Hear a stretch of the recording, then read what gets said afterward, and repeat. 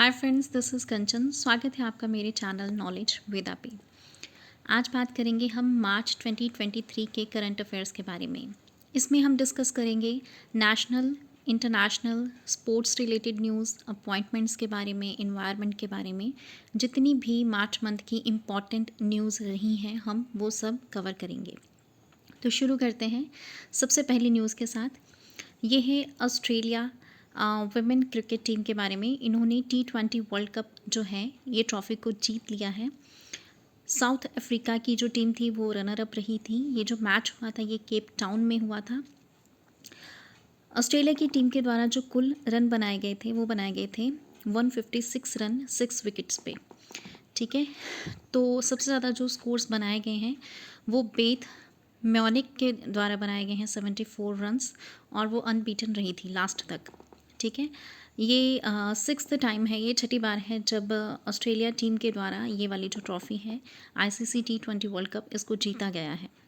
ठीक है, तो याद रखिएगा ऑस्ट्रेलिया वुमेन टीम ने जीती है T20 world cup trophy south Africa को हराकर।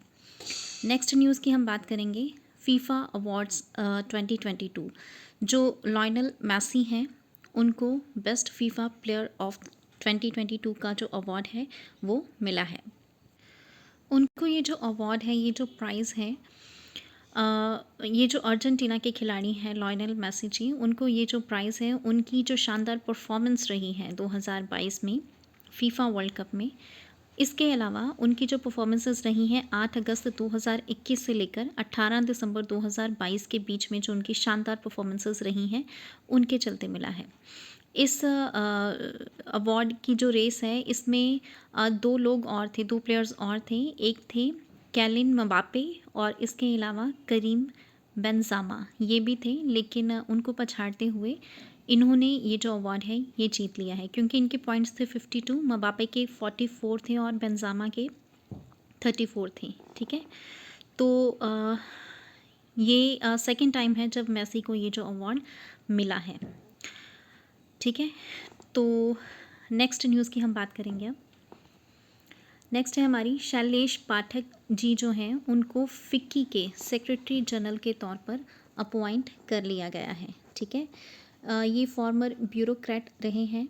ठीक है, इनको अपॉइंट किया गया है as a secretary general of federation of Indian chambers of commerce and industry के लिए। उन्होंने अपना ये जो चार्ज है वो 1 मार्च से संभाल लिया है। ठीक है, इनका ये जो करियर है 37 इयर्स का, इसमें इन्होंने इनिशियली ये IAS थे। ठीक है, इसके अलावा उन्होंने प्राइवेट सेक्टर की भी काफ़ी सारी कंपनीज़ में काम किया हुआ है। ठीक है, MBA डिग्री उन्होंने IIM कैलकटा से ली थी 1986 में अपनी ग्रेजुएशन के बाद, और उन्होंने LLB भी की हुई है, और इसके अलावा ऑर्निथोलॉजी जो कि पक्षी विज्ञान होता है उसमें भी उन्होंने डिप्लोमा किया हुआ है। ठीक है, इसके अलावा अगर और अचीवमेंट्स की बात की जाए तो उन्होंने 6831 मीटर ऊंची जो पीक है हिमालय की उसकी भी चढ़ाई की हुई है। ठीक है, फ़िक्की के बारे में अगर हम बात करें तो फ़िक्की जो है the federation of Indian chambers and commerce and industry, ये एक नॉन गवर्नमेंटल ट्रेड एसोसिएशन है।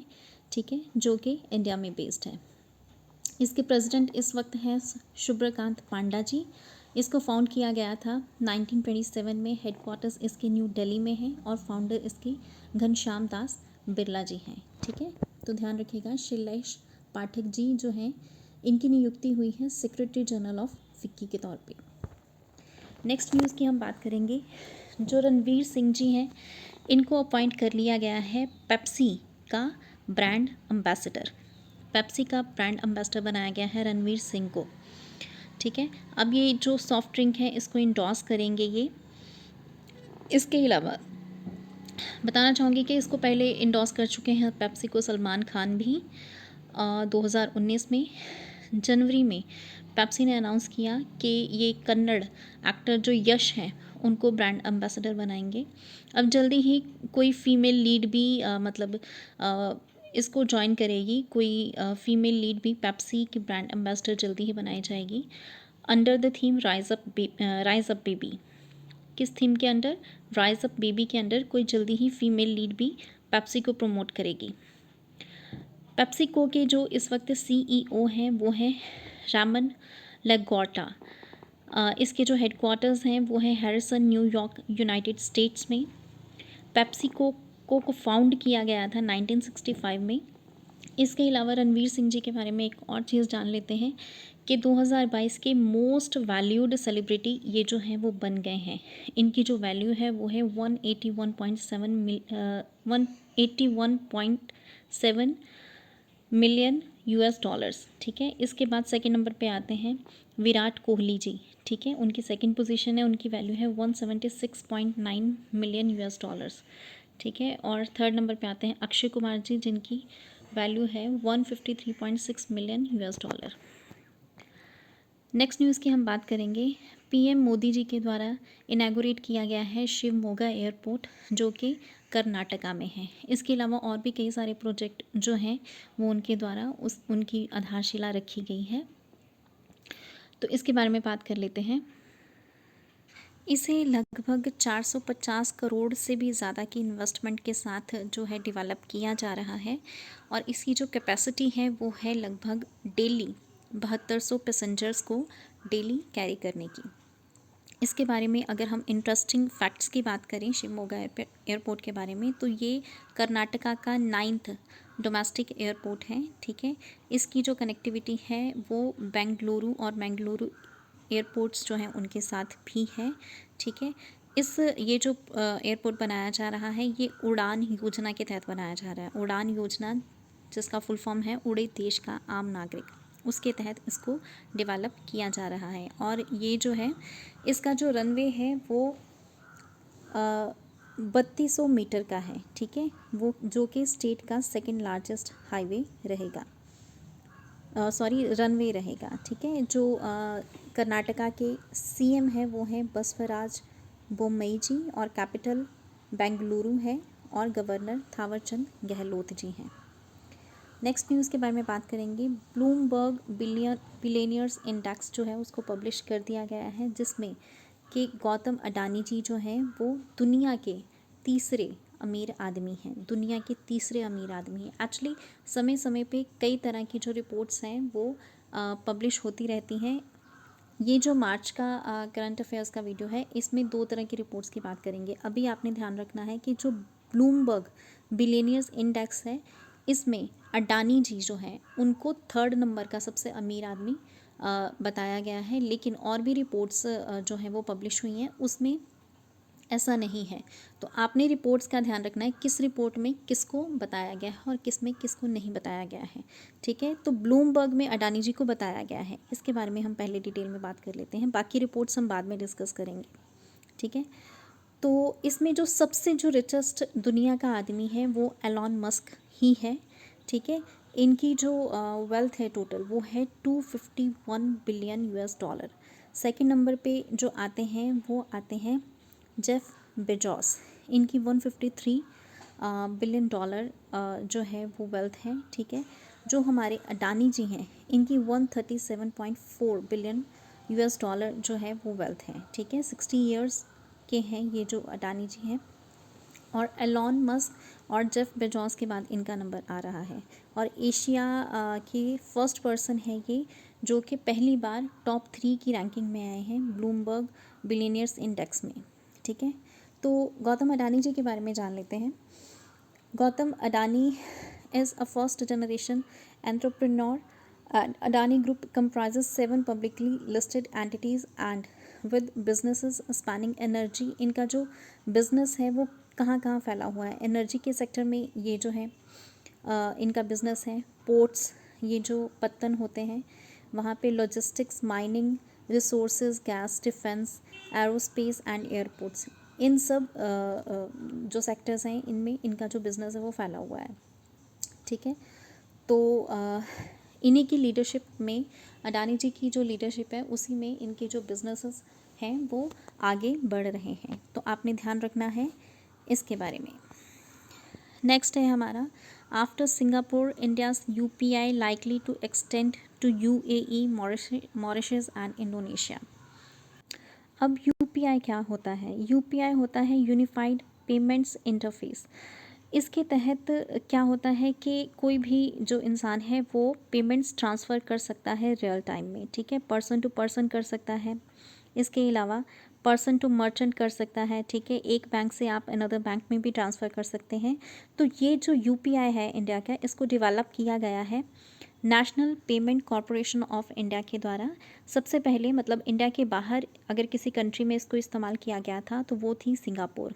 सिंगापुर के बाद अब इसको एक्सटेंड किया जा रहा है यूएई में, ठीक है, यूनाइटेड अरब अमीरात में। इसके अलावा मॉरिशस में, मॉरिशस एक आइलैंड कंट्री है जो कि अफ्रीका की है। इंडोनेशिया में, इंडोनेशिया भी एक आइलैंड कंट्री है जो कि एशिया में आती है, और यूएई भी एशिया में ही आती है, ये एक अरब कंट्री है। तो आपने ध्यान रखना है सिंगापुर के बाद ये 3 कंट्रीज़ जो हैं इनमें यूपीआई जल्दी ही इस्तेमाल किया जाएगा, ठीक है। इसके बाद हम नेक्स्ट न्यूज़ की बात करेंगे। Rajesh Malhotra is new principal DG press information bureau. तो जो राजेश मल्होत्रा जी हैं उनको नियुक्त कर लिया गया है एज अ न्यू डीजी, किसके लिए, प्रेस इंफॉर्मेशन ब्यूरो के लिए, ठीक है।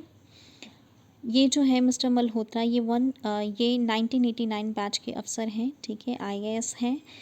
इन्होंने सक्सीड किया है सत्येंद्र प्रकाश जी को, ठीक है। और इसके अलावा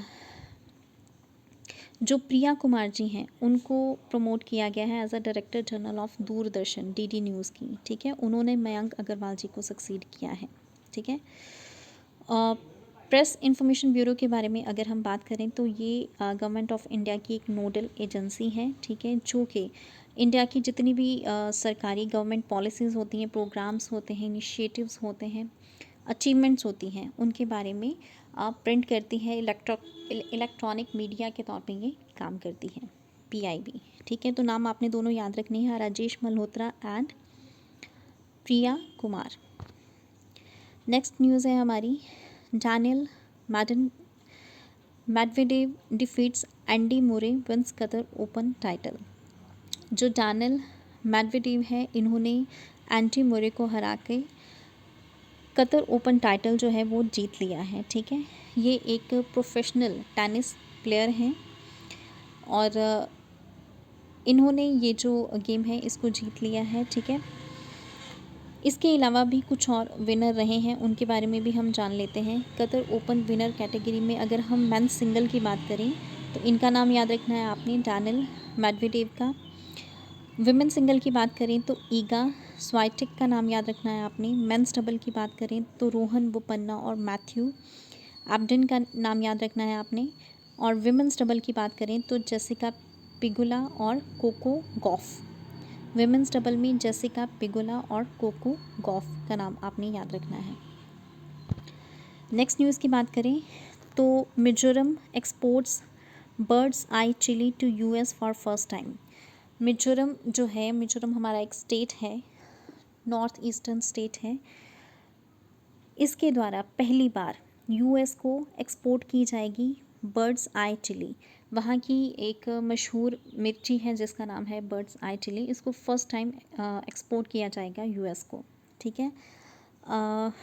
तो मिजोरम में ख़ास तौर पे इसको उगाया जाता है, ऑर्गेनिक चिली है ये, ठीक है। इसको भेजा जाएगा पहली बार यूएस को। ये मतलब मिजोरम का इनिशिएटिव है ताकि मार्केट को एक्सपैंड किया जाए और जो वहाँ के फार्मर्स हैं उनकी इनकम को भी बूस्ट मिले, ठीक है। ये एक पॉपुलर वहाँ का एग्रीकल्चरल प्रोडक्ट है। इसकी जो डिमांड है वो लोकल मार्केट्स में काफ़ी ज़्यादा है और मतलब अचार वगैरह बनाने के लिए इसको इस्तेमाल किया जाता है और जल्दी ही ये जो है एक्सपोर्ट करनी शुरू कर दी जाएगी मिजोरम के द्वारा। मिजोरम की जो कैपिटल है वो है आइजवाल। वहाँ के जो चीफ मिनिस्टर हैं वो है जोरमथांगा और वहाँ का जो ऑफिशियल एनिमल है वो है सुमात्रन सिरो।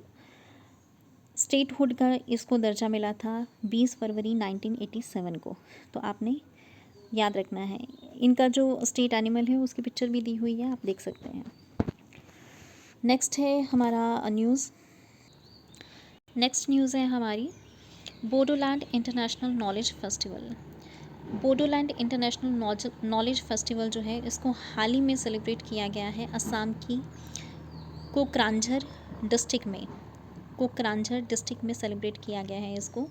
बोडोलैंड यूनिवर्सिटी जो है उसकी सपोर्ट के साथ इसको जो है वो बोडोलैंड टेरिटोरियल रीजन जो है वहाँ पे मतलब कि इसको उसकी सपोर्ट के साथ सेलिब्रेट किया गया है। इसका अब जो मोटिव है वो क्या है? इसका मोटिव है to provide a platform for thought leaders, educators, research scholars, researchers and practitioners to engage with constituents of higher education institution in BTR through participation.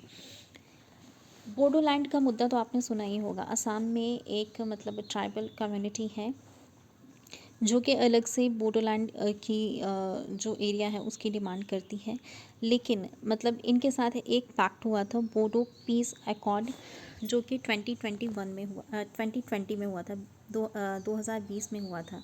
ये क्या था पहले इसके बारे में बात कर लेते हैं, ठीक है। 3 पक्षों के बीच में ये जो है ये पैक्ट जो है उसको साइन किया गया था, ठीक है, जो कि बोडो ऑर्गेनाइजेशंस और सेंट्रल गवर्नमेंट और जो असम की गवर्नमेंट है उसके बीच में हुआ था, ठीक है। बोडो पार्टीज़ में अब कौन कौन आता है? ऑल बोडो स्टूडेंट यूनियन आता है, जिसको कि एप्सू बोला जाता है, ऑल बोडो स्टूडेंट यूनियन। दूसरा आता है united Bodo people's organisation, UBPO, और and all 4 factions of national democratic front of Bodoland. तो तीसरा जो है वो है national democratic front of Bodoland, ठीक है। तो इनके साथ सेंट्रल और असम की जो गवर्नमेंट है उनका एकॉर्ड जो है शांति के लिए साइन किया गया था, ताकि उनकी डेवलपमेंट के लिए भी इंडियन गवर्नमेंट की तरफ से प्रयास किए जाएं और वो भी जो है वो शांति से कोऑर्डिनेट करके गवर्नमेंट्स के साथ अपनी बातों को रखे और उनकी डेवलपमेंट के लिए आगे काम किया जाए, ठीक है। और it presents a new model of power sharing and governance in Assam under the 6th schedule of the Indian Constitution, जो भारत का छठा जो अनुसूची है उसमें भी खास तौर पर इन एरियाज़ के बारे में, ये जो ट्राइबल एरियाज़ हैं वहाँ पे एडमिनिस्ट्रेशन कैसे चलेगी उसके बारे में मेंशन किया हुआ है, ठीक है। तो ये जो बोडोलैंड इंटरनेशनल नॉलेज फेस्टिवल हुआ है ये इसी के तहत मतलब कि उनके साथ कोऑर्डिनेट करने के लिए हमारी जो पॉलिसीज़ हैं, इंडिया की जो पॉलिसीज़ हैं उन तक पहुंचाने के लिए, उनकी डेवलपमेंट के जितने भी काम हैं उनके साथ कोऑर्डिनेट करने के लिए ही ये जो नॉलेज फेस्टिवल है इसको सेलिब्रेट किया गया है। तो आपने ध्यान रखना है इसके बारे में। इसका जो मेन गोल है वो है to create, foster and promote knowledge exchange, solution sharing and partnership building for achievement of social development priorities and key sustainable development goals 2030 in contemporary BTR and the world। BTR वही है Bodoland territorial reason के, इनके साथ मिलकर हम 2030 तक हमारे जितने भी इंडिया के और वर्ल्ड के साथ जितने भी हमारे सस्टेनेबल डेवलपमेंट के गोल हैं हम उनको अचीव कर सकें और इनको भी जो सोल्यूशन है वो प्रोवाइड कर सकें, वो चाहे नॉलेज एक्सचेंज के बारे में हो, सोल्यूशन शेयरिंग की बात हो, पार्टनरशिप बिल्डिंग की बात हो, ये सब इसके चलते हम जो हैं वो कर सकें। नेक्स्ट है हमारा क्वेश्चन, नेक्स्ट न्यूज़ है हमारी कि आर्कियोलॉजिकल सर्वे ऑफ इंडिया जो है उसको लगभग 1300 साल पुराना बुद्धिस्ट स्तूप मिला है। कहाँ पे? ओडिशा में। जो आर्कियोलॉजिकल सर्वे ऑफ इंडिया है इनको हाल ही में जगन्नाथ टेम्पल जो है पुरी में उसके ही पास एक स्तूप मिला है जो कि लगभग 1300 साल पुराना है। ये संबंध रखता है 7वीं 8वीं सदी से लगभग, ठीक है। तो ये यहाँ पे माइनिंग चल रही थी, माइनिंग का काम चल रहा था, तो कॉन्डेलाइट स्टोन जो है वो उसको यहाँ पे माइन किया गया, उसकी खुदाई की गई। ये एक रूपांतरित चट्टान है जिसे मेटामॉर्फिक रॉक बोलते हैं, और जो जगन्नाथ पुरी का जो जगन्नाथ टेम्पल है वो इसी रॉक से बना हुआ है, ठीक है। तो इसकी जो लंबाई है इस स्तूप की वो है लगभग 4.5 मीटर लंबा है ये, ठीक है। और प्रबधी साइट के पास ये लोकेटेड है, ये ओडिशा में लोकेटेड है जहाँ पे इसको खोजा गया है। ये ललितागिरी नाम की एक जगह है जो कि एक मेजर बुद्धिस्ट कॉम्प्लेक्स है जहाँ पे काफ़ी सारे बुद्धिस्ट स्तूप हैं बुद्धा की इमेजेस हैं, मोनेस्ट्रीज़ हैं, उसके नज़दीक ही है ये वाली साइट जहाँ पे ये मिला है। तो आपने ध्यान रखना है 1300 साल पुराना बुद्धिस्ट स्तूप मिला है आर्कियोलॉजिकल सर्वे ऑफ इंडिया को ओडिशा में। ठीक है, साइट का नाम याद रखना है प्रविधि साइट।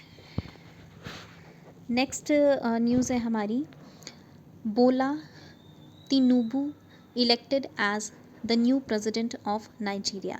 नाइजीरिया एक अफ्रीकन कंट्री है, वहाँ के नए प्रेसिडेंट जो हैं उनको चुन लिया गया है। इनका नाम है बोला तिनुबू। नाइजीरिया की जो कैपिटल है वो है अबूजा और करेंसी वहाँ की है नाइजीरियन नेरा। इनका जो संबंध है वो है ऑल प्रोग्रेसिव कांग्रेस पार्टी के साथ। ठीक है, 1999 से 1999 से जब से ये एक रिपब्लिक बना है नाइजीरिया, तब से ये 5वीं बार है जब यहाँ का जो प्रेसिडेंट है इसको इलेक्ट किया गया है, इसको चुना गया है। और जो बोला तिनुबू जी हैं वो अपनी फर्स्ट अटेम्प्ट में ही इस चुनाव को जो है वो जीत गए हैं। ठीक है, नेक्स्ट हम बात करेंगे India wins GSMA government leadership award 2023। बताना चाहूँगी आपको कि ग्रुप स्पेशल मोबाइल एसोसिएशन के द्वारा इंडियन जो गवर्नमेंट है उनको गवर्नमेंट लीडरशिप अवार्ड 2023 से नवाजा गया है, क्योंकि इंडिया की जो पॉलिसीज़ हैं टेलीकॉम को लेके वो बेस्ट हैं। ठीक है, इनकी जो रेगुलेशंस हैं वो बहुत अच्छी रही हैं, जिसके चलते कि इनको इस अवार्ड से नवाजा गया है। लगभग 750 से भी ज़्यादा मोबाइल ऑपरेटर्स और 400 से भी ज़्यादा जो टेलीकॉम कंपनियां हैं भारत में, हर साल उनका जो इकोसिस्टम है वो बेहतर से बेहतर हो रहा है। ठीक है, इसीलिए ये जो सेरेमनी हुई है बार्सिलोना में मोबाइल वर्ल्ड कांग्रेस, उसमें ये अवार्ड जो है वो इंडिया को दिया गया है, इंडियन गवर्नमेंट को दिया गया है उनकी बेहतर लीडरशिप के लिए। अब क्या क्या मतलब इंडिया के द्वारा किया गया है जिसके चलते ये अवार्ड इंडिया को मिला है। In India ROW permissions which use to take more than 230 days now get approval within 8 days. वो परमिशंस जिनको मिलने में 230 से भी ज़्यादा दिन लग जाते थे, अब बहुत जल्दी मिलने लग गई हैं, 8 दिन के भीतर ही मिलने लग गई हैं। इसके अलावा 85% जो मोबाइल टावर है उनको बहुत जल्दी क्लियरेंस मिल जाती है अब, जिसके चलते कि जो नेटवर्क है वो पहले से ज़्यादा बेहतर हो पाता है। इसके अलावा दुनिया में इंडिया ने अपना जो 5G रोल आउट प्लान है उसको बहुत ही फास्ट जो है उसको रोल आउट किया है। लगभग 387 डिस्ट्रिक्ट्स जो हैं उनमें 1 लाख से भी ज़्यादा जो साइट्स हैं उनमें इसको पहुंचाया गया है। ठीक है, नेक्स्ट न्यूज़ है हमारी, Pakistan PM appoints first ambassador for Kartarpur corridor to woo more Sikh pilgrims. Kartarpur corridor का तो हम सबको पता ही है, ये गुरदासपुर डिस्ट्रिक्ट में आता है जो कि लोकेटेड है पाकिस्तान में लोकेटेड है ये करतारपुर कॉरिडोर। भारत के साथ जो साइट लगती है वो गुरदासपुर की है, जहाँ पे ये कॉरिडोर जो है उसको डेवलप किया गया है। इनिशियली जब इसको डेवलप किया गया था तो कहीं ना कहीं पाकिस्तान का ये मानना था कि काफ़ी भारी संख्या में इंडिया की तरफ से जो सिख पिलग्रिम्स हैं वो पाकिस्तान में विज़िट करेंगे और पाकिस्तान को काफ़ी फ़ायदा होगा।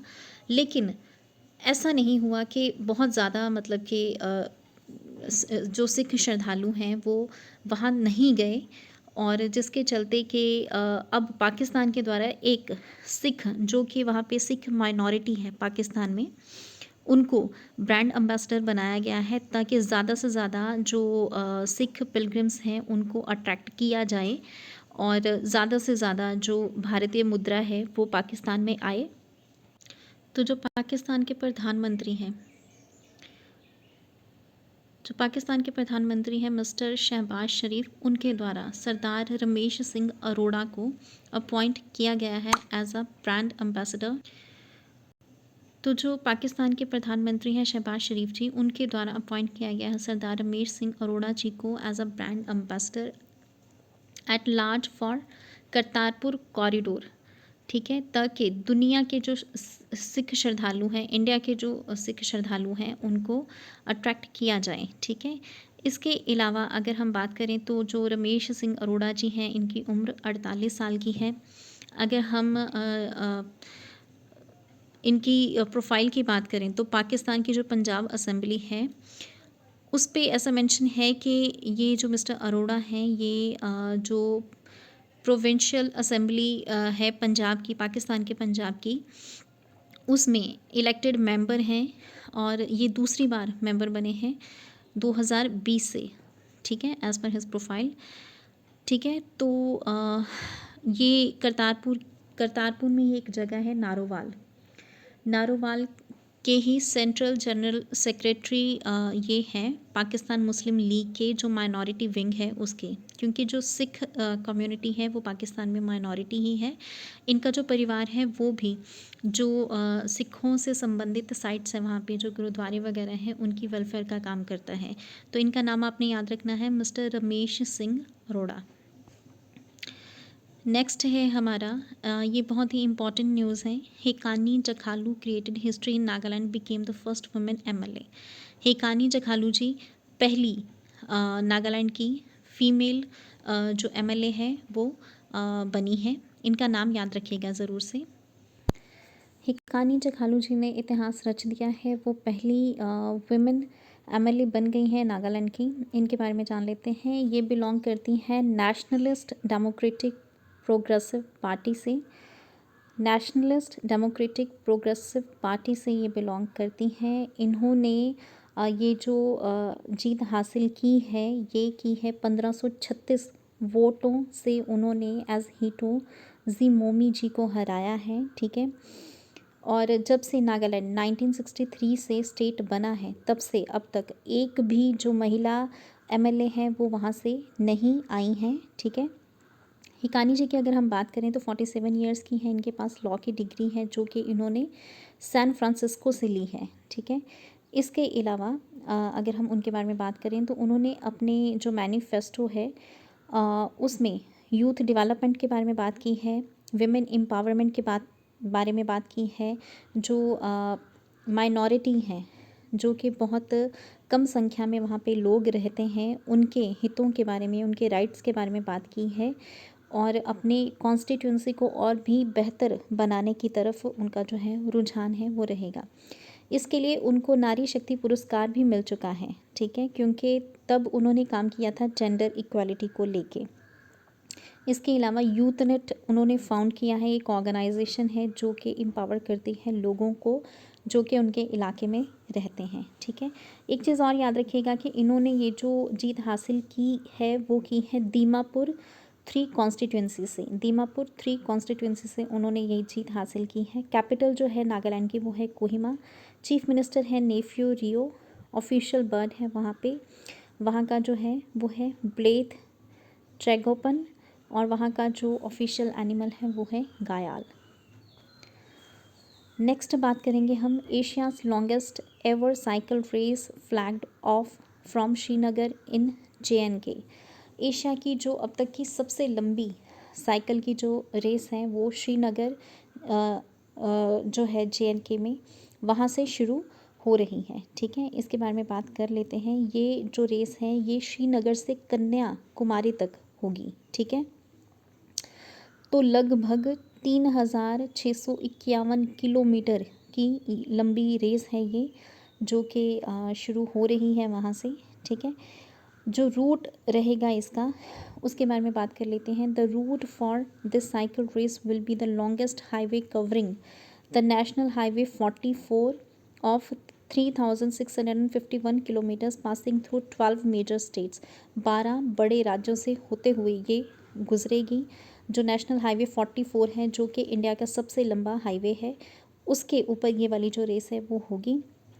3 बड़ी जो मेट्रोपॉलिटन सिटीज़ हैं उसको भी ये साइकिल रेस कवर करेगी और लगभग 20 जो हमारे देश के बड़े शहर हैं उसमें से होते हुए ये गुजरेगी। तो आपने ये ध्यान रखना है कि श्रीनगर से शुरू हुई है, कन्याकुमारी तक जाएगी, नेशनल हाईवे 44 रहेगा और इसकी जो कुल इसकी जो लंबाई रहेगी वो रहेगी 3651 किलोमीटर की, ठीक है।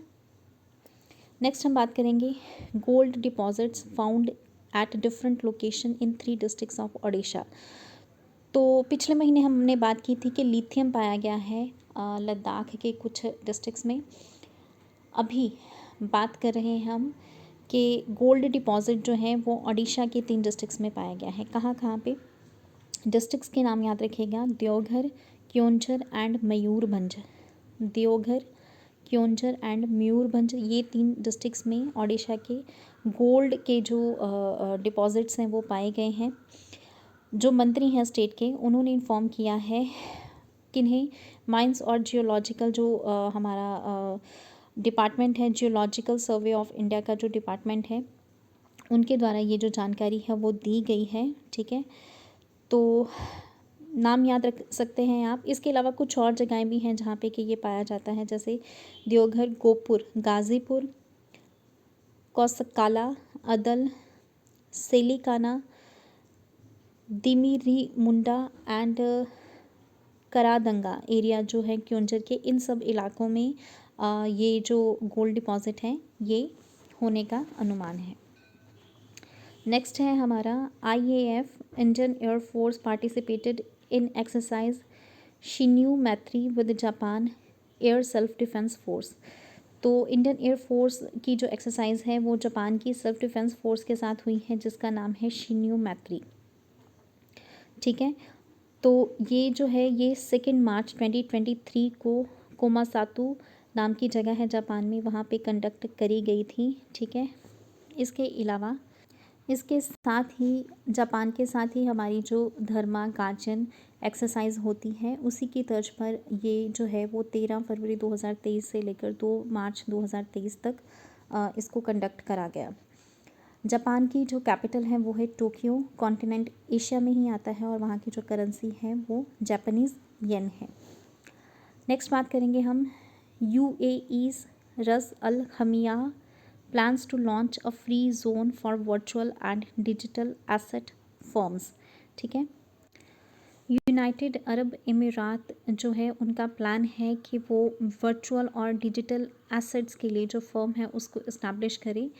ये तो हम सबको पता ही है कि UAE जो है वो 7 अमीरात को जोड़कर बना हुआ है। उनमें से ही एक अमीरात है रस अल खमिया, जहाँ पे कि UAE का प्लान है कि इस्टेब्लिश किया जाए उन कंपनीज़ के लिए डिजिटल और वर्चुअल एसेट्स के लिए जोन, ताकि दुनिया के जितने भी क्रिप्टो प्लेयर्स हैं उनको अट्रैक्ट किया जाए, उनकी जो अटेंशन है उसको ग्रैब किया जा सके।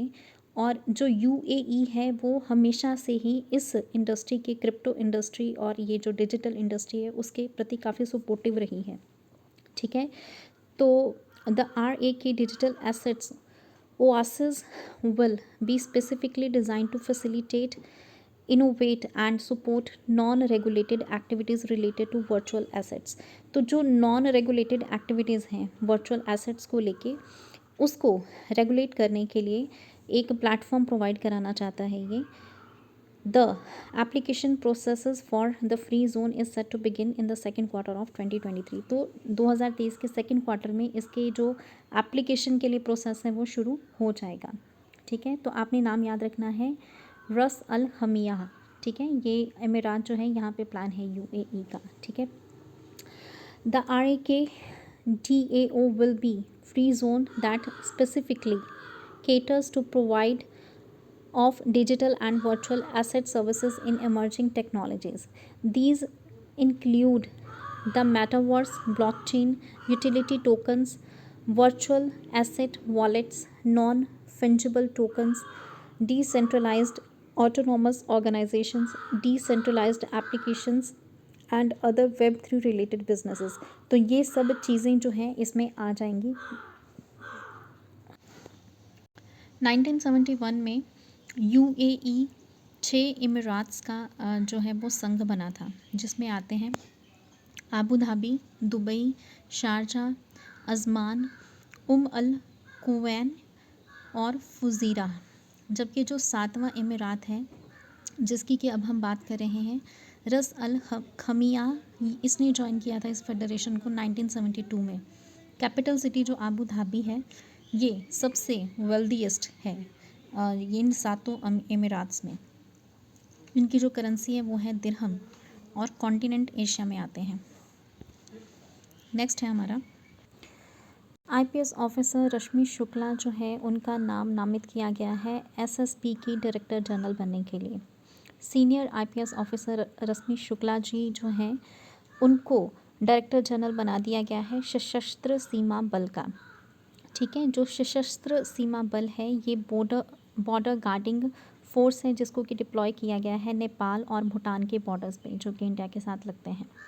ठीक है, रश्मि शुक्ला जी 1988 बैच की आईपीएस ऑफिसर हैं जो कि महाराष्ट्र कैडर से बिलोंग करती हैं।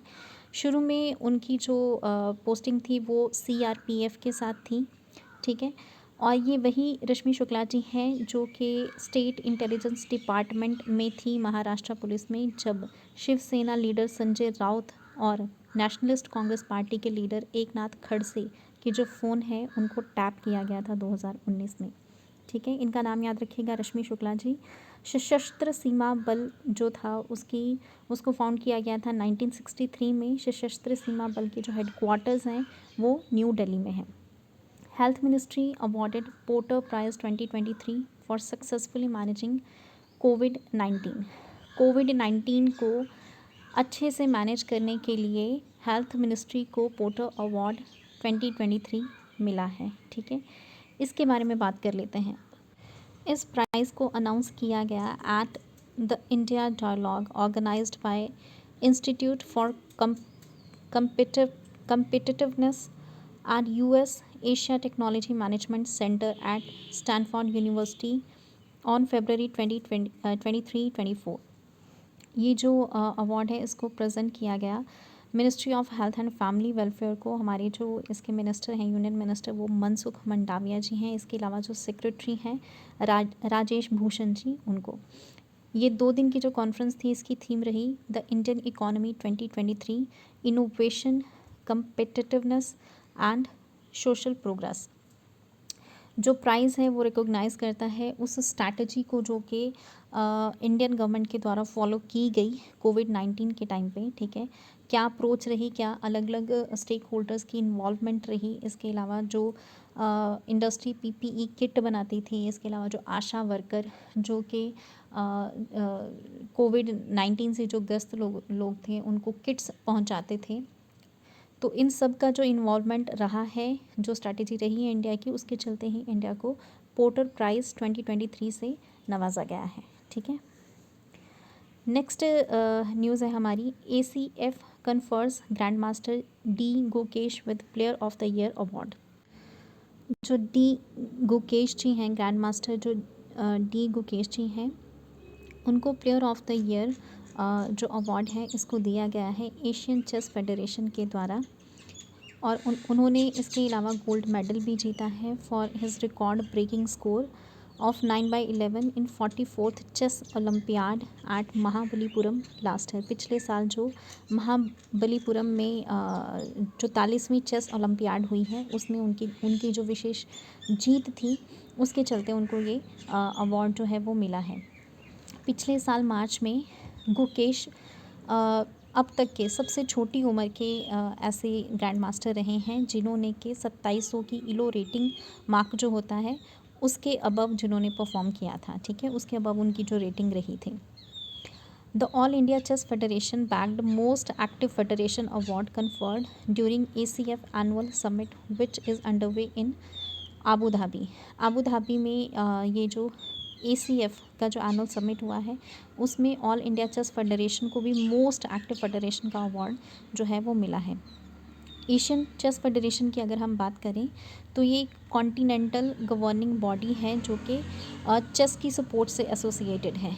इसका जो हेडक्वार्टर है वो अल ऐन में है जो कि UAE में सिचुएटेड है। 52 इसके मेंबर्स हैं और इसके अलावा जो प्रेसिडेंट है वो सुल्तान बिन खलीफा अल नहयान है। तो आपने नाम याद रखना है डी गुकेश जी का जिनको player of the year award मिला है। नेक्स्ट है हमारा lieutenant general MV Suchindra Kumar takes over as vice chief of army staff. जो हमारे lieutenant general MV Suchindra ji हैं उन्होंने vice chief of army staff का जो पद है वो ग्रहण कर लिया है। इनके बारे में जान लेते हैं। The general officer has taken over the appointment from lieutenant general BS Raju. BS Raju से उन्होंने ये अपॉइंटमेंट ली है, ठीक है। Prior to taking over as the vice chief of army staff, mister Kumar was tenanting the appointment of deputy chief of army staff at army headquarters. इससे पहले वो काम कर रहे थे as a deputy chief of army staff के तौर पे। उनको एक्सपीरियंस जो है अब तक का वो इंटेलिजेंस का है, ऑपरेशंस का है, फोर्स स्ट्रक्चरिंग का है, ऑपरेशनल लॉजिस्टिक्स का है, इसके अलावा टेक इन्फ्यूजन का भी उनका जो एक्सपीरियंस है वो रहा है, ठीक है।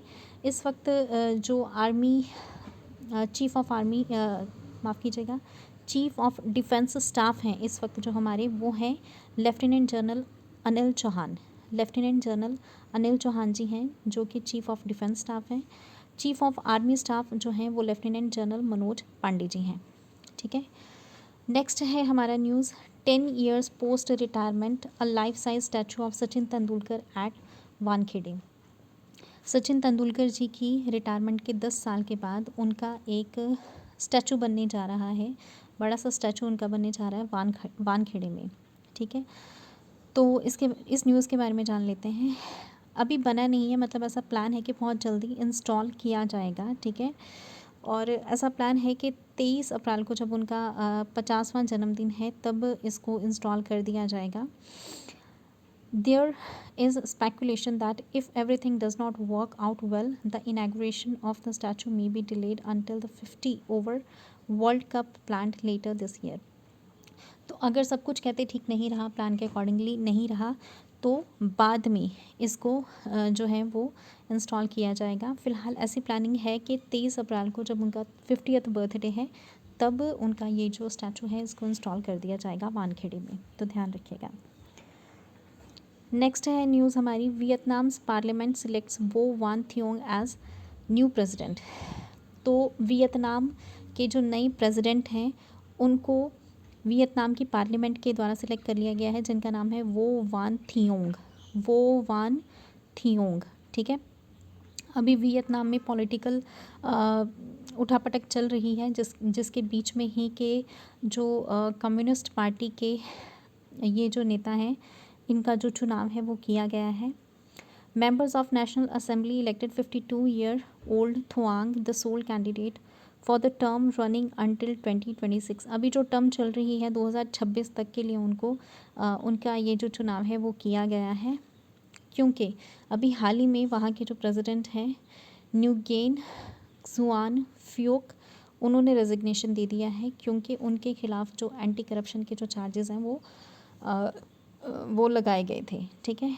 वियतनाम की जो कैपिटल है वो है हनोई। करेंसी जो है वहाँ की वो है वियतनामी डोंग, और जो लैंग्वेज है वहाँ की वो है वियतनामीज़।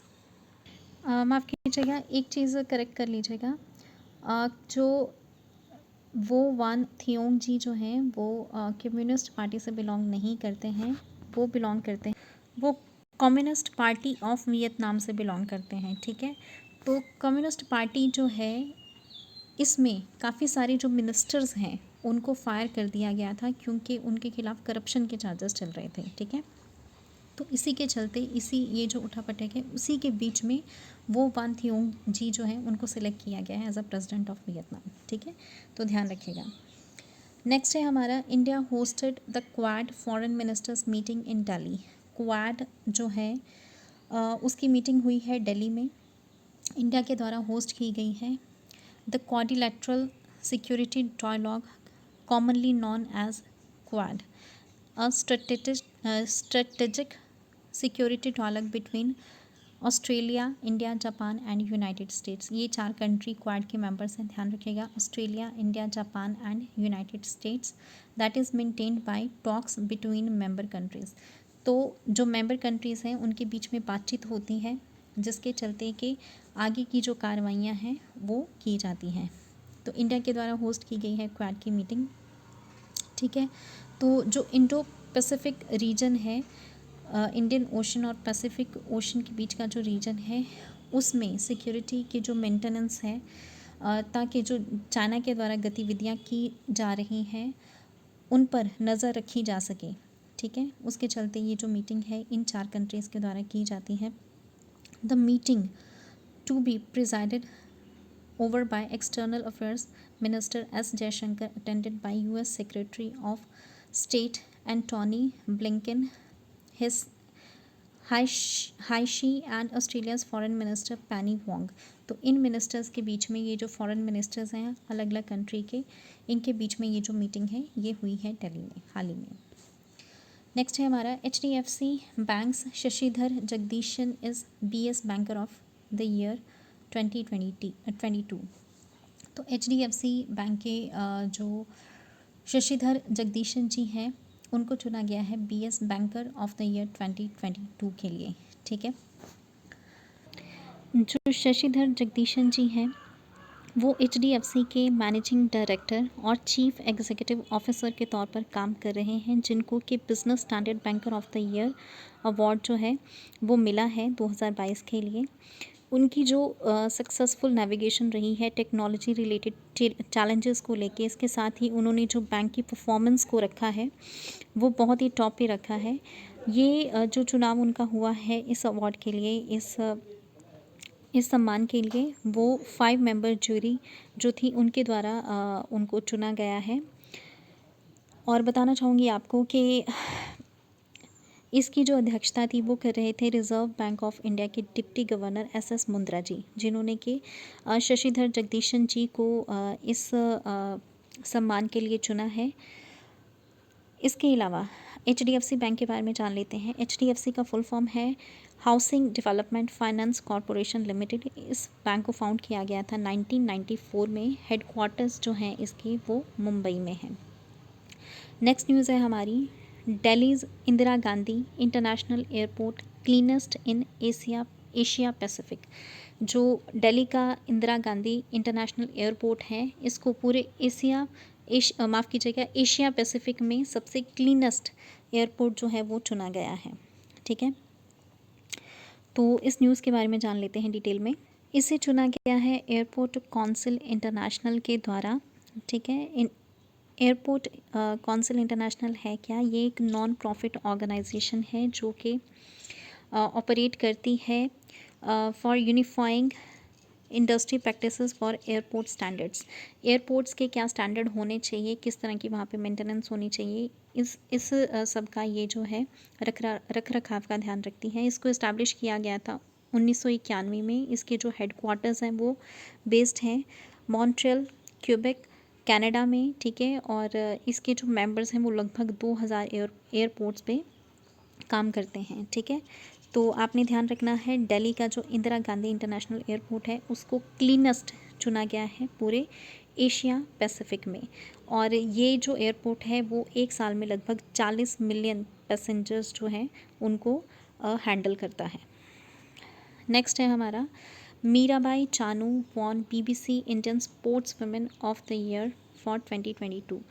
मीराबाई चानू जी जो है उनको BBC Indian sports women of the year 2022 चुना गया है। ठीक है, टोक्यो ओलंपिक गेम्स में सिल्वर मेडलिस्ट रही हैं ये। ठीक है, 2022 में BBC के द्वारा इनको sports women of the year जो है वो चुना गया है। 28 साल इनकी उम्र है, ये मणिपुर से बिलोंग करती हैं। ठीक है, ये फर्स्ट एथलीट हैं जिन्होंने कि ये जो अवार्ड है वो दूसरी बार जीता है। 2021 में भी ये जो अवार्ड है ये जीत चुकी हैं। और बताना चाहूँगी कि BBC Indian sports women of the year award launched in 2019 to celebrate sports women in India who have made their mark on the world stage. ये जो अवार्ड है इसको 2019 में ही शुरू किया गया था ताकि एक्नॉलेज किया जाए विमेन स्पोर्ट्स पर्सन्स को कि उनका क्या कंट्रीब्यूशन है आज के टाइम पे स्पोर्ट्स की दुनिया में, स्पोर्ट्स की फील्ड में। ठीक है, इसके अलावा जो अदर अवार्डीज़ रहे हैं डिफरेंट कैटेगरीज़ में उनके बारे में भी जान लेते हैं।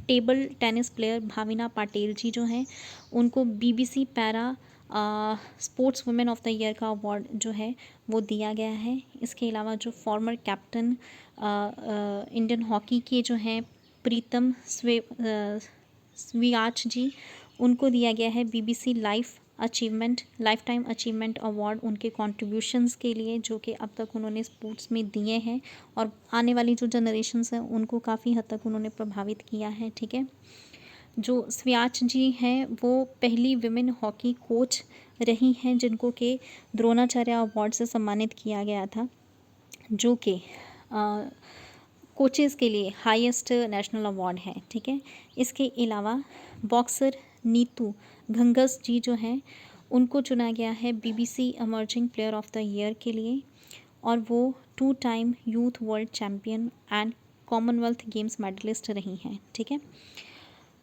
बीबीसी का जो हेडक्वार्टर है वो लंदन यूनाइटेड किंगडम में है। डायरेक्टर जनरल जो हैं बीबीसी के वो हैं टिमोथी डॉगलस डेव, और बीबीसी की जो इस्टेब्लिशमेंट हुई थी वो हुई थी 18 अक्टूबर 1922 को। नेक्स्ट है हमारा SS Dubey takes charge as a new controller general of accounts. SS Dubey ji ने चार्ज ले लिया है as a new controller general of accounts के तौर पे। तो इनका नाम याद रखिएगा। ये 28वें ऑफिसर होंगे जो कि इस पोजीशन को होल्ड करेंगे। इनसे पहले ये जो पोजीशन थी वो जो थी, माफ़ कीजिएगा, इससे पहले जो मिस्टर दुबे थे वो सर्व कर चुके हैं as a chief controller of accounts in ministry of housing and urban affairs, department of industrial policy and promotion में। ठीक है, 1989 के बैच के ICAS ऑफिसर रहे हैं वो, गवर्नमेंट ऑफ इंडिया के अंडर जो काम करते थे। ठीक है, और इनकी जो अपॉइंटमेंट हुई है वो 6 मार्च 2023 से उन्होंने ज्वाइन कर लिया है। ठीक है, और इसके अलावा Shri Dubey was additional controller of accounts public financial management system. ठीक है, अगर CGA के बारे में बात करें, कंट्रोलर जनरल ऑफ अकाउंट्स के बारे में, तो CGA is a principal advisor on accounting matters on union government. CGA is responsible for establishing and managing a technically sound management accounting system and preparation and submission of the accounts of union government. CGA is also responsible for exchequer control and conduct of internal audits for the central government. तो central government का जितना भी account से related काम होता है वो इसी के तहत किया जाता है, इसी की रिस्पॉन्सिबिलिटी होती है। तो SS दुबे जी का नाम याद रखिएगा, controller general of accounts appointment हुई है इनकी। नेक्स्ट है हमारा Conrad Sangma sworn in as Meghalaya chief minister for second term. तो कॉनराड संगमा जी ने मेघालय के चीफ मिनिस्टर की शपथ ले ली है, दूसरी बार वो बन गए हैं मेघालय के चीफ मिनिस्टर। ठीक है, तो मतलब कि इनकी ये कंसेक्यूटिवली मतलब कि लगातार दूसरी बार वो बने हैं। उनको फागू चौहान जी के द्वारा जो है वो शपथ दिलाई गई है जो कि वहाँ के गवर्नर हैं। ठीक है, और इसके अलावा इनके साथ ही इनके 9 मिनिस्टर्स ने भी शपथ ली है जो कि साउथ तुरा कॉन्स्टिट्यूंसी से आते हैं। भारतीय जनता पार्टी के जो इन्होंने भारतीय जनता पार्टी के बर्नार्ड एन माराक को हराया है। ठीक है, और ये जो कॉनराड संगमा जी हैं वो NPP पार्टी से बिलोंग करते हैं, नेशनल पीपल्स पार्टी, जो कि 8वीं नेशनल पार्टी बनी है इंडिया की। ठीक है, तो ध्यान रखिएगा, कॉनराड संगमा जी जीत गए हैं, मेघालय के CM बन गए हैं, और मेघालय की जो कैपिटल है वो है शिलोंग। ठीक है, नेक्स्ट है हमारा Irani cup 2022-23 final, rest of India crowned champions. ठीक है, ईरानी कप जो है वो हुआ है और रेस्ट ऑफ इंडिया जो है वो चैम्पियन बना है। इसमें बताना चाहूँगी कि रेस्ट ऑफ इंडिया ने मध्य प्रदेश को 238 रनों से हराया है। ठीक है, और जो यशस्वी जायसवाल जी जो हैं उन्होंने बहुत ही अच्छा परफॉर्म किया है और उनको प्लेयर ऑफ द ईयर जो है, माफ़ कीजिएगा, प्लेयर ऑफ द मैच जो है वो घोषित किया गया है। ठीक है, उन्होंने डबल सेंचुरी बनाई थी और बहुत ही अच्छा परफॉर्म किया था। अगर हम ईरानी कप के बारे में बात करें तो ईरानी कप जो है उसको JR ईरानी के नाम पे इंट्रोड्यूस किया गया था 1959 और 60 में। ठीक है, ये ट्रेडिशनल 5 डे मैच होता है जो कि खेला जाता है रणजी ट्रॉफी विनर्स के बीच में और रेस्ट ऑफ इंडिया की टीम के बीच में। ठीक है, इसको most prestigious domestic cricket tournament जो होते हैं इंडिया में उनमें से एक माना जाता है। इसका जो फर्स्ट एडिशन हुआ था वो 1959 1960 में हुआ था। नेक्स्ट बात करेंगे हम स्वच्छ Sujal Shakti Samman 2023 organised by ministry of जल शक्ति। ये जो अभियान है ये स्वच्छ सुजल शक्ति सम्मान 2023 इसको ऑर्गेनाइज़ किया था मिनिस्ट्री ऑफ जल शक्ति के द्वारा ऑनर करने के लिए उन विमेन चैम्पियंस को जिन्होंने के रूरल वाटर और जो सैनिटेशन का सेक्टर है उसमें काम किया है, कंट्रीब्यूट किया है। बताना चाहूँगी कि ये जो इवेंट रहा है इसको ग्रेस किया गया president of India Shrimati Droupadi Murmu ji के द्वारा। This event organized in run up to International Women's Day was to facilitate the exceptional and exemplary work being done by grassroots level by women in implementation of स्वच्छ Bharat mission. इसको 3 जो योजनाएं हैं उनके तहत जो है देखा जा रहा है। एक है ग्रामीण, दूसरा है जल जीवन मिशन और तीसरा है जल शक्ति अभियान कैच द रेन। ठीक है, इन तीनों ये जो अभियान है इनके तहत काम किया गया काफ़ी सारी औरतों के द्वारा। 36 जो विमेन हैं उनको स्वच्छ सुजल शक्ति सम्मान 2023 जो है वो प्रेसिडेंट ऑफ इंडिया के द्वारा सम्मानित किया गया।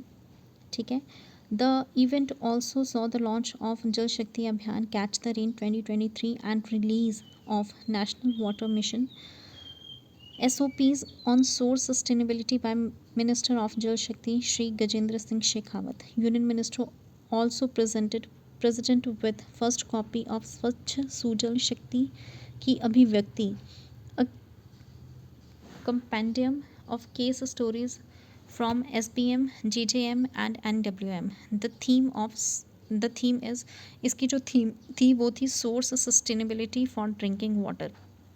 पानी का आपको पता है जल का कितना सारा क्राइसिस है, तो जल को बचाने के लिए, जल को सेव करने के लिए अलग अलग तरह के जो अभियान है वो सरकार के द्वारा चलाए जा रहे हैं।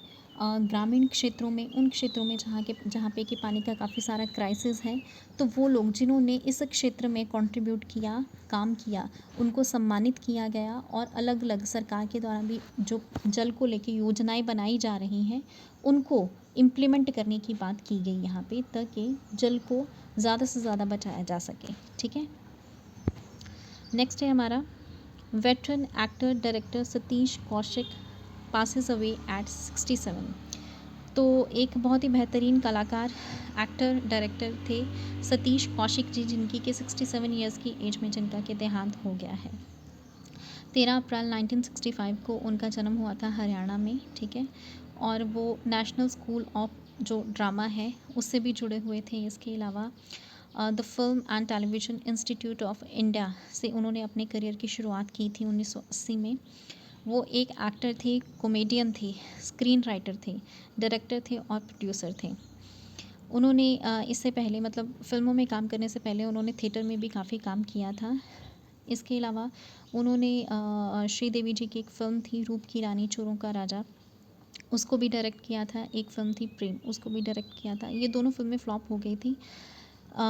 लेकिन इसके अलावा हम आपके दिल में रहते हैं, इस फिल्म को भी उनके द्वारा जो है वो डायरेक्ट किया गया था। ये एक बिग हिट थी। और इसके अलावा तेरे संग फिल्म जो थी उससे भी इनका जो मतलब उसमें भी इनका कंट्रीब्यूशन था। ठीक है, as a film actor Satish Kaushik was known for his roles as Calendar in 1987 superhero film Mister India. Mister India film में उन्होंने कैलेंडर का रोल किया था, जिसके लिए उनको जाना जाता है। इसके अलावा पप्पू पेजर दीवाना मस्ताना में 1997 में ये फिल्म आई थी, उसमें इनका जो रोल है जिसके लिए इनको जाना जाता है। इसके अलावा चानू अहमद नाम का इन्होंने रोल किया था ब्रिटिश फिल्म ब्रिक लेन में। 2007 में ये फिल्म आई थी, जिसको डायरेक्ट किया गया था सारा गेवरॉन के द्वारा। इसके अलावा जो सतीश कौशिक जी हैं, इनको best comedian film fair award मिला था 1990 में राम लखन फिल्म के लिए, और 1997 में साजन चले ससुराल के लिए भी इन्होंने ये अवार्ड जीता था। ही पेंड द डायलॉग्स फॉर 1983 क्लासिक जाने भी दो यारो। जाने भी दो यारो जो कि 1983 में फिल्म आई थी, उसके लिए इन्होंने डायलॉग लिखे थे। ठीक है, तो आपने ध्यान रखना है सतीश कौशिक जी का देहांत हुआ है। ठीक है, नेक्स्ट है हमारा, बात करेंगे सल बताना चाहूँगी कि नागालैंड की पहली विमेन मिनिस्टर जो हैं वो बन गई हैं। इनका नाम है सलहॉटनो क्रूज़। सलहॉटनो क्रूज़ इनका नाम है। नागालैंड की पहली फीमेल मिनिस्टर ये बन गई हैं। इससे पहले हमने बात की थी हकानी जखालू जी के बारे में, जो कि एमएलए बनी हैं पहली। तो इनका नाम भी याद रखिएगा। इन्होंने जो शपथ ली है वो प्राइम मिनिस्टर नरेंद्र मोदी की प्रेजेंस में ली है, और इसके अलावा जो चीफ मिनिस्टर नेफ्यू रियो है उनकी प्रेजेंस में ली है। तो इनका नाम भी याद रखिएगा। नेक्स्ट है हमारा Manik Saha sworn in as 13th CM of Tripura. Tripura के 13वें चीफ मिनिस्टर बन गए हैं मानिक साहा जी। ठीक है, ये उनका सेकेंड टर्म है एज अ चीफ मिनिस्टर। ठीक है, इसके अलावा हम बात करेंगे कि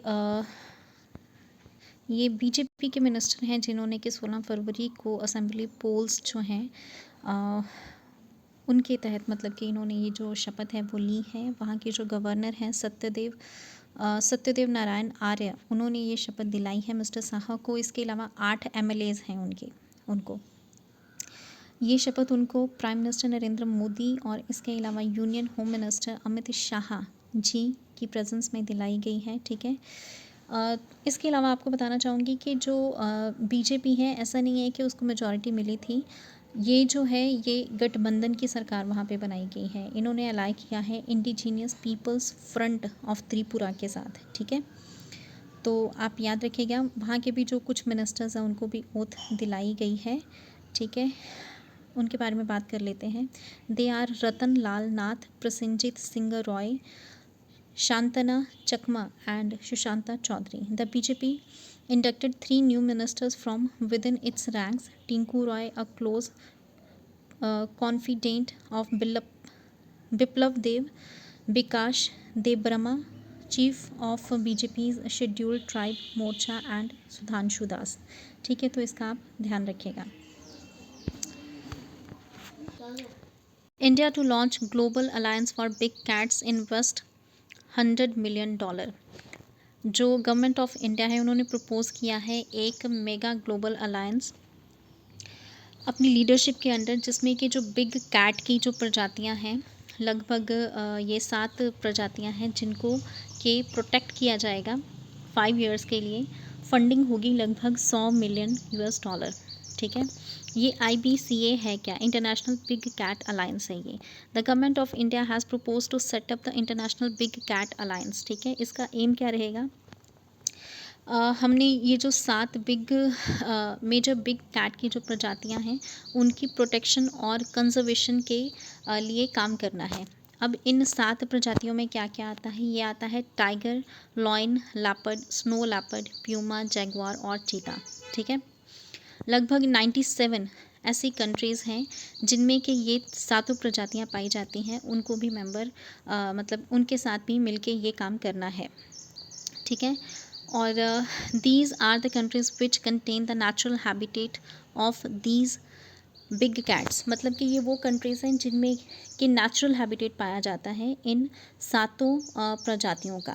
ठीक है, ऐसा माना जा रहा है कि जो पिछले साल नामीबिया से चीता लाए गए थे इंडिया में, उसी से इंस्पायर्ड है ये जो इनिशिएटिव है। ठीक है, इंटरनेशनल बिग कैट अलायंस जो है इसका जो एक्टिविटी रहेगा वो उसमें इंक्लूड होगा एडवोकेसी करना इन प्रजातियों की। ठीक है, partnership, knowledge e portal, capacity building, eco tourism, partnerships between expert groups and finance tapping. ठीक है, जो भारत है वो इनमें से 5 जो प्रजातियां हैं भारत में पहले से ही पाई जाती हैं, जिनमें आता है tiger, lion, leopard, snow leopard और चीता। ठीक है, जो रॉयल बंगाल टाइगर है, जो लेटेस्ट अभी हाल ही में टाइगर सेंसस हुआ था 2018-19 में, उसमें टाइगर की जो पॉपुलेशन है भारत में वो बड़ी है, बढ़कर 2967 जो हैं वो टाइगर हो गए हैं। और इंडिया में, भारत में, पूरी वर्ल्ड की जो टाइगर की पॉपुलेशन है उसका 70% टाइगर जो है वो पाया जाता है। अगर हम एशियाटिक लॉयन की बात करें तो जो गुजरात का गिर नेशनल पार्क है उसमें काफ़ी सारे जो एशियाटिक लॉयन है वो पाए जाते हैं। ठीक है, और दुनिया में जो मतलब कि पॉपुलेशन है एशियाटिक लॉयन की, उसमें से ज़्यादातर जो हैं वो गिर नेशनल पार्क में ही पाए जाते हैं। Since 1960 population of Asiatic lions has increased from 1960 में एशियाटिक लॉयन की जो पॉपुलेशन 200 थी, अब 2020 के सेंसस के अकॉर्डिंगली वो बढ़ के 674 हो गई है।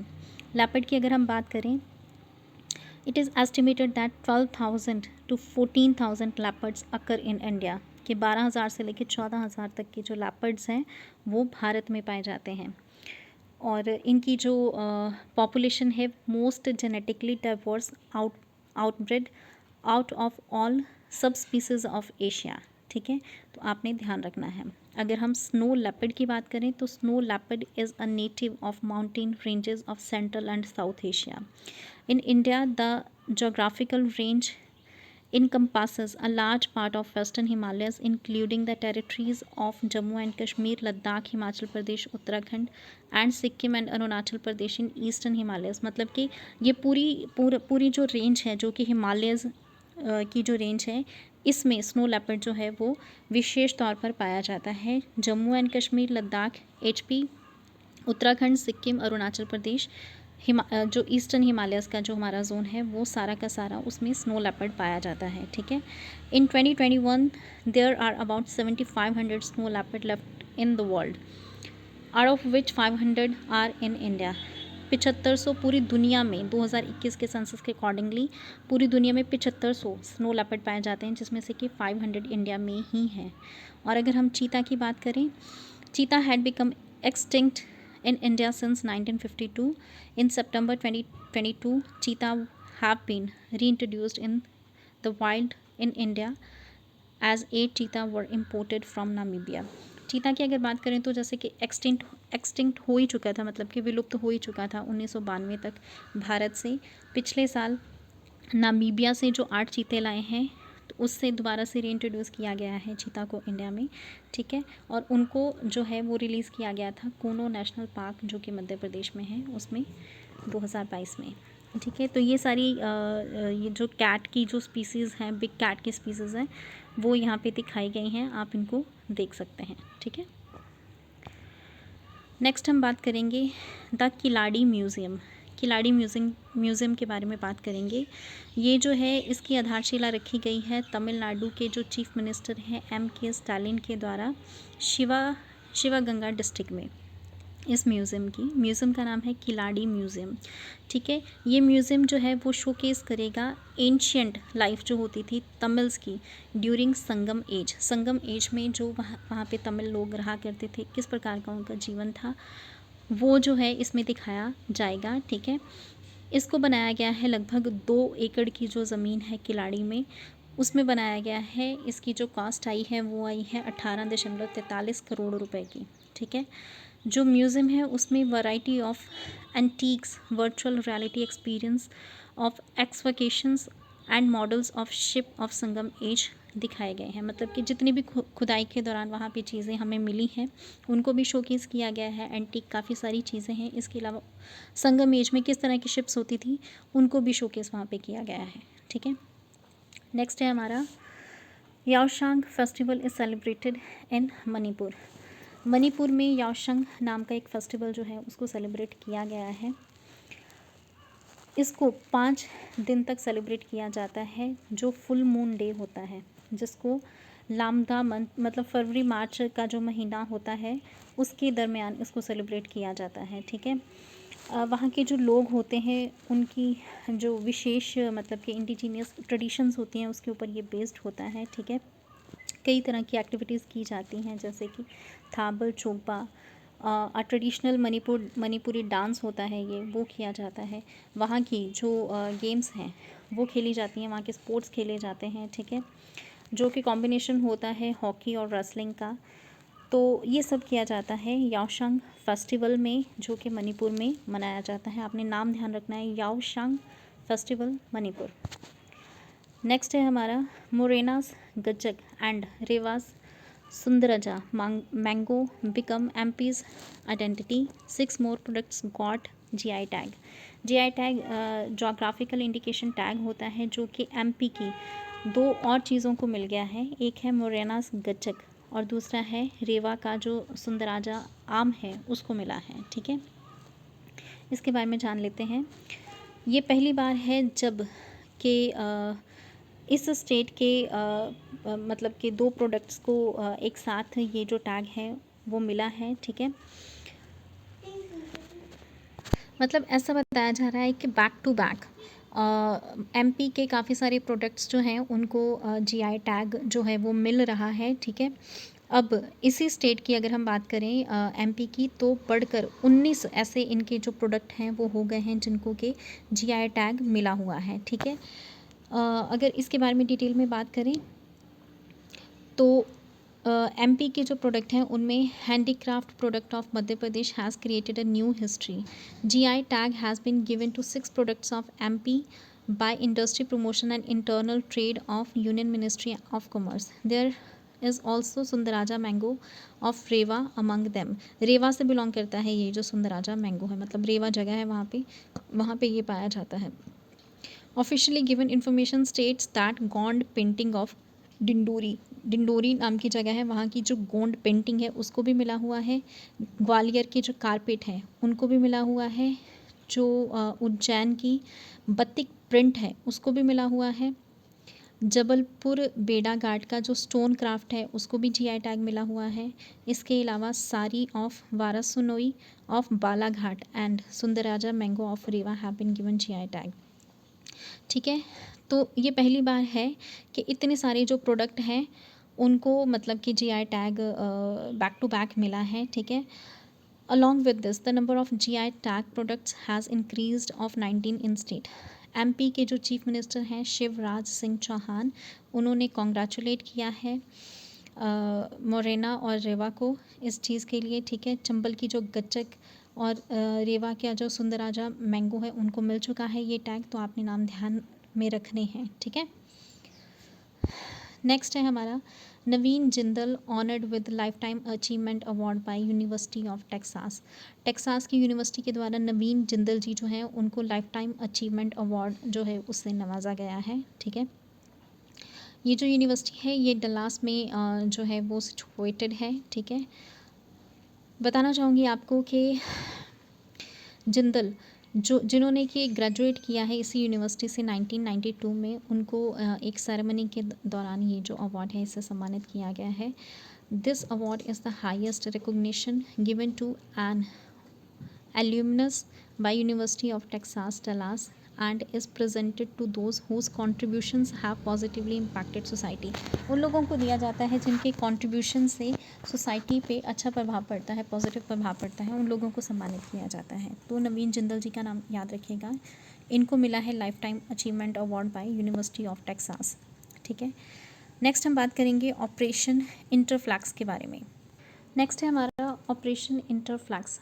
ऑपरेशन इंटरफ्लैक्स जो है ये बेसिकली स्टार्ट किया गया है यूके के द्वारा, यूनाइटेड किंगडम के द्वारा, और इसके साथ काफ़ी सारी कंट्रीज़ इसमें शामिल हुई हैं, जिसका कि मेन मोटिव है कि लगभग 2000 यूक्रेन के जो मिलिट्री रिक्रूट्स हैं उनको मतलब कि किया जाए ताकि यूक्रेन की हेल्प की जाए इस वक्त जबकि वो 1 साल से भी ज़्यादा हो गया है रशिया के साथ वॉर में, मतलब कि वॉर चल रहा है उसका। ठीक है, इस इनिशिएटिव का जो मेन पर्पस है वो है कि यूक्रेन की हेल्प की जाए। ठीक है, काफ़ी सारे कंट्रीज़ इसमें शामिल हैं जिनमें कि कनाडा है, न्यूजीलैंड है, Australia, Norway, Denmark, Finland, Sweden, Lithuania और नीदरलैंड्स। ठीक है, इसका जो मेन फोकस है वो ये है कि कैसे वेपन हैंडलिंग करनी है, रेंज एक्टिविटी, मार्क्समैनशिप, ठीक है, field craft basics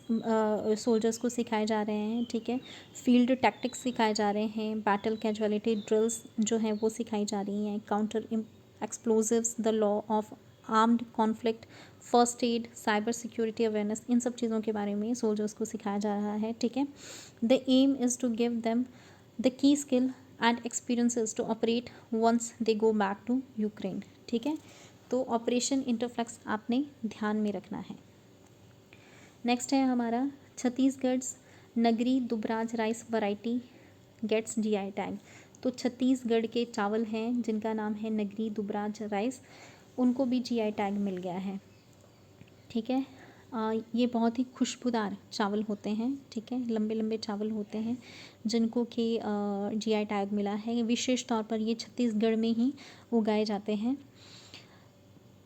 This will provide the brand with unique identity and open up the wide market for it। जब किसी प्रोडक्ट को जीआई टैग मिल जाता है तो उसकी जो इम्पोर्टेंस है, उसकी जो वैल्यू है वो बढ़ जाती है, मतलब कि और भी मार्केट्स में उसकी जो डिमांड है वो हो जाती है। काफ़ी टाइम से मतलब एफर्ट्स किए जा रहे थे छत्तीसगढ़ की तरफ से कि उनके इस प्रोडक्ट को जीआई टैग मिल जाए, जो कि फाइनली मतलब कि सक्सेसफुल हो गई है उनकी एफर्ट, और नगरी दुबराज जो चावल हैं उनको जीआई टैग मिल गया है। ठीक है,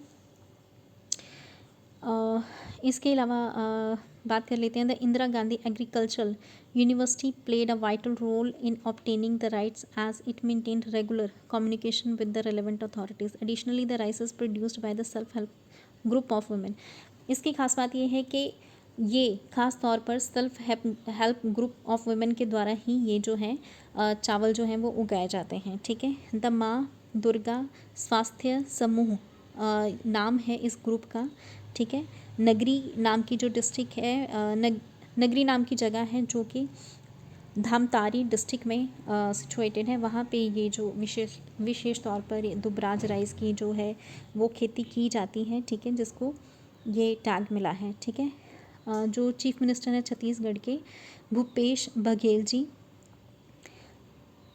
he pledged to take action to ensure that the fragrance of Dubraj rice returns to farmers' fields. Dubraj rice, also known as the Basmati of Chhattisgarh, is highly aromatic। तो जो Dubraj rice है उसको छत्तीसगढ़ का बासमती भी बोला जाता है उसकी खुशबू के कारण। ठीक है, नेक्स्ट है हमारा Kangra tea from Himachal Pradesh gets European geographical indication tag. तो हिमाचल प्रदेश की जो कांगड़ा डिस्ट्रिक्ट है वहाँ की जो कांगड़ा टी है उसको GI tag, European GI tag उसको जो है वो मिला है। Kangra tea is renowned for its distinctive taste and colour.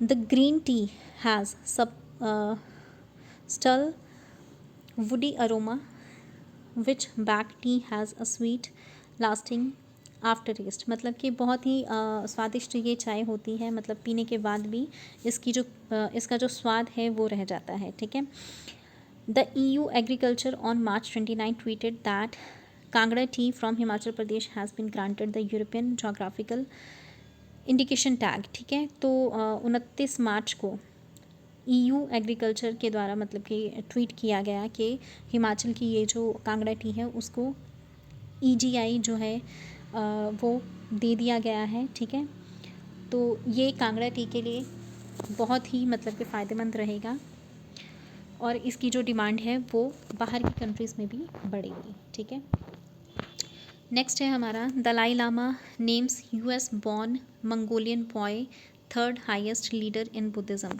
जो दलाई लामा है उन्होंने US बॉर्न एक लड़का है, मंगोलियन लड़का है, उसको बुद्धिज़्म का जो थर्ड हाईएस्ट लीडर होता है वो घोषित कर दिया है। ठीक है, तो इस न्यूज़ के बारे में डिटेल में बात कर लेते हैं। इस बच्चे का जो नाम है वो है जेत्सुन थाम्पा रिनपोचे। ठीक है, इनको जो है वो थर्ड हाईएस्ट रैंक जो तिब्बतियन बुद्धिज़्म में होता है वो दे दिया गया है। Dalai Lama was clicked with the chosen boy at the ceremony on March 8 at Dharamshala. Dharamshala में 8 मार्च को सेरेमनी हुई थी जहाँ पे कि उन्होंने ये जो है वो घोषणा की है। ये जो है एग्ज़ाइल पे है, मतलब हिमाचल प्रदेश के धर्मशाला में काफ़ी टाइम से रह रहे हैं, वहीं पे उन्होंने ये जो घोषणा है की है, वहीं से ये अपनी सरकार चला रहे हैं Dalai Lama ji. The move of giving the title to the boy as the third highest lama is likely to upset China. इससे चाइना जो है वो अपसेट हो सकता है। ठीक है, क्योंकि उनकी पहले से ही इनके साथ प्रॉब्लम चल रही है। ठीक है, अगर हम इसकी हिस्ट्री की बात करें तो पहले भी ऐसा हुआ है। 1995 में भी ऐसा हुआ था कि उन्होंने मतलब कि दलाई लामा जी के द्वारा जब 11वें पेंचम लामा को घोषित किया गया था, जो कि सेकंड हाईएस्ट पोजीशन होती है बुद्धिज़्म में दलाई लामा के बाद, तो उस वक्त 1995 में चाइनीज़ अथॉरिटीज़ के द्वारा उनको किडनैप कर लिया गया था। उसके बाद वो कहीं पे किसी को भी नहीं मिले, जो 11वें पंचम लामा जो थे, जो दलाई लामा के द्वारा घोषित किए गए थे।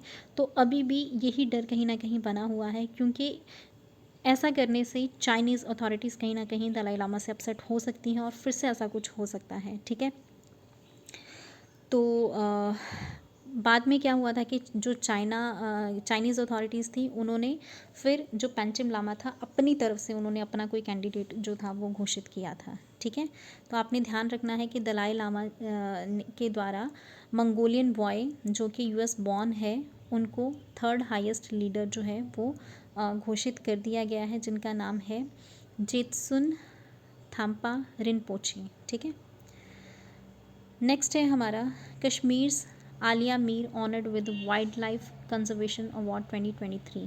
कश्मीर की आलिया मीर जो है उनको वाइल्ड लाइफ कंजर्वेशन अवार्ड 2023 का जो है वो दिया गया है। बताना चाहूँगी कि जो आलिया मीर है वो पहली ऐसी फीमेल है जम्मू एंड कश्मीर से जिनको कि इस तरह का जो अवार्ड है वो मिला है। उनको जाना जाता है, उन्होंने ये अवार्ड जो उनको मिला है ये मिला है लेफ्टिनेंट मनोज सिन्हा जी के द्वारा। ठीक है, उनको जाना जाता है, उनके द्वारा बहुत सारे मतलब एफ़र्ट्स किए गए हैं जो कि जंगली जानवर हैं उनके रेस्क्यू के लिए, उनकी कंजर्वेशन के लिए। ठीक है, इसके अलावा उन्होंने बहुत सारे जो इंजर्ड एनिमल्स हैं, इसके अलावा जो बियर्ड्स हैं उनको भी सेव किया है कश्मीर में। उनको जाना जाता है आलिया मीर जी को, क्योंकि उनके जो रिमार्केबल उनके जो एफ़र्ट्स रहे हैं जंगली जानवरों को बचाने के लिए, इसके अलावा बर्ड्स को बचाने के लिए। एशियाटिक ब्लैक बियर्स हो गए, ठीक है, इसके अलावा ब्राउन बियर्स हो गए। इसके अलावा उनको प्रसिद्धि इसलिए भी मिली क्योंकि वो जो स्नेक्स होते हैं उनको भी पकड़ लेती हैं, और कई बार ऐसा होता है कि अपने हैबिटेट जोन से जो एनिमल्स हैं वो बाहर आ जाते हैं, तो वो उनको भी पकड़ के मतलब उनका रेस्क्यू करके वापस उनको उनके हैबिटेट जोन में छोड़ देती हैं, इसलिए भी उनको जाना जाता है। आज तक उन्होंने कई सारे जहरीले जो स्नेक्स हैं उनको पकड़ा और उनको उनके हैबिटेट जोन में छोड़ा। ठीक है, तो इसके अलावा उनको इसलिए भी जाना जाता है क्योंकि वो अपनी भी एक संस्था चलाती हैं। ठीक है, ये एक नॉन प्रॉफिट ऑर्गेनाइजेशन है जो कि यहाँ पे बेस्ड है इंडिया में ही, जिसमें कि जो जानवर डिस्ट्रेस में होते हैं, ठीक है, वो जो कि लोगों की क्रुएलिटी का शिकार होते हैं, शोषण का शिकार होते हैं, उनको भी वो रेस्क्यू करती हैं। ठीक है, उसमें काफ़ी सारे जंगली जानवर, हाथी, बियर्स, लैपर्ड्स, रेप्टाइल्स, काफ़ी सारे आ जाते हैं जानवर, उनकी वापस से मतलब उनका पुनर्स्थापन करती हैं वो। ठीक है, इंडिया में वेटनरी केयर प्रोवाइड कराती हैं, न्यूट्रिशन प्रोवाइड कराती हैं। ठीक है, तो ये सब उनके जो प्रयास हैं उनके चलते उनको ये जो अवार्ड है उससे नवाजा गया है। ठीक है, ये आप देख सकते हैं आलिया मीर जी को, उनको विशेष प्रेम है मतलब जंगली जानवरों के साथ, तो उन्होंने अपनी जो लाइफ है उसी को डेडिकेट कर दिया है जानवरों के प्रति। बहुत अच्छा काम कर रही हैं वो।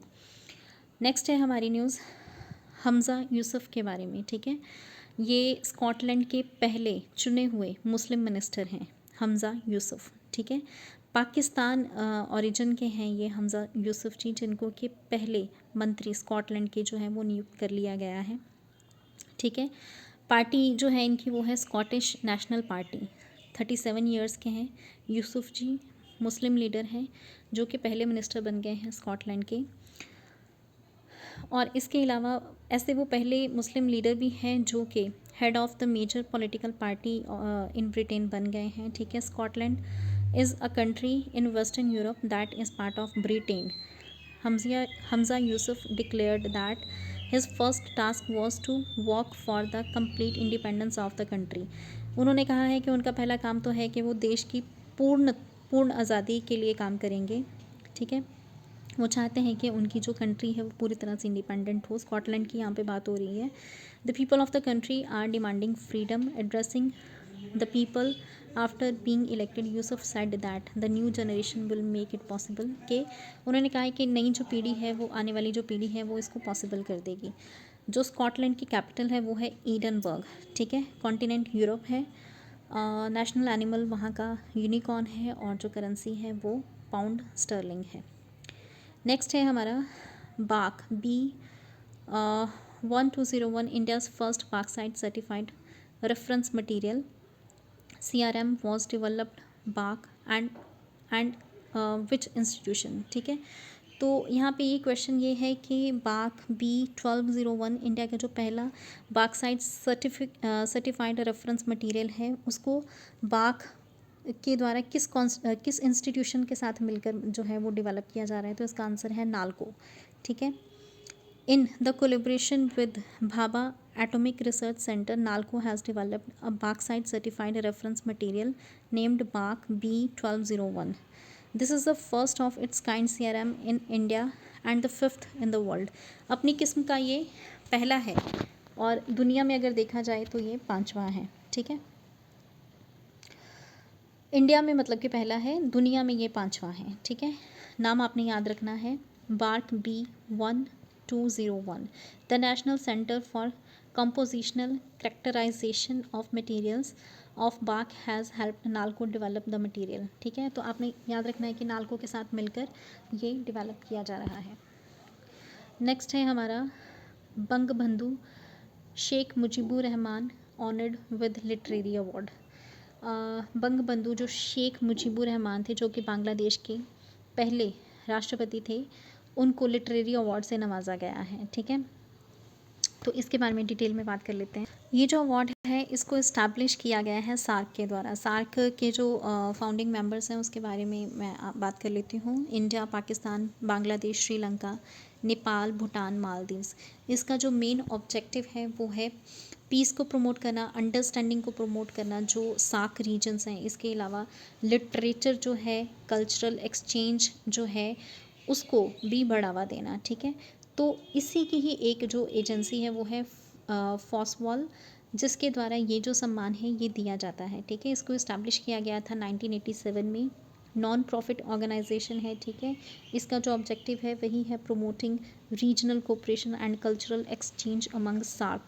ठीक है, South Asian Association for Regional Cooperation. ठीक है, तो जो बंग बंधु ये शेख मुजीबुर रहमान थे, इनकी 3 कृत्य थी जो जिनके लिए कि इनको ये जो अवार्ड है इससे सम्मानित किया गया है। एक तो है इनका द अनफिनिश्ड मेमोरीज़। ठीक है, दूसरा है द प्रिजन डायरीज़ और तीसरा है द न्यू चाइना 1952। नाम याद रखिएगा, unfinished memories, the prison diaries and the new China 1952। इसके लिए मतलब इनका ये जो लिटरेरी वर्क है उसके लिए इनको इस अवार्ड से सम्मानित किया गया है। ठीक है, तो आपने याद रखना है इनका नाम, लिटरेरी अवार्ड इनको मिला है। ठीक है, तो इसके साथ ही पहले 50 जो मेन करंट अफेयर्स हैं मार्च मंथ के वो ख़त्म होते हैं। नेक्स्ट 50 मतलब टोटल 100 करेंगे हम। नेक्स्ट 50 जो है मैं एक दो दिन के अंदर अंदर मैं अपलोड कर दूँगी। ठीक है, वीडियो देखने के लिए धन्यवाद। Thanks for watching.